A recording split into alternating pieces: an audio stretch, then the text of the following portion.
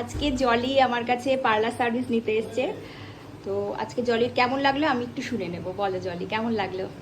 Actually তো এসেছি একজনের রেফারেন্সে, সৌমিদি। তো তার যে অভিজ্ঞতা সেটা একটুখানি সে আমার কাছে শেয়ার করেছিল। তো করার পর শুনেই আমার ভীষণ ভালো লেগেছিল। তারপর আমি এখানে এলাম।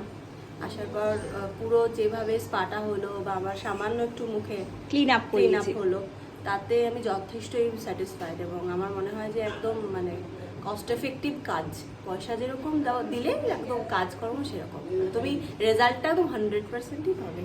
আর প্রাইসটাও কি খুব বেশি? না, খুব বেশি না, ঠিকই আছে, একদমই রিজনেবল। ঠিকই আছে, মানে যেটা সার্ভিস সেই ওয়াইজ ঠিকই আছে। আর সৌমিদি, তোমাকে থ্যাংক ইউ। তাহলে সৌমিদির কথা শুনে এসে তুমি সেই ব্যাপারটা বুঝতে পারলে তো, যে ফিল করলাম। তাহলে তোমার কথা শুনে আরো অনেকে আসবে। হ্যাঁ, ঠিকই।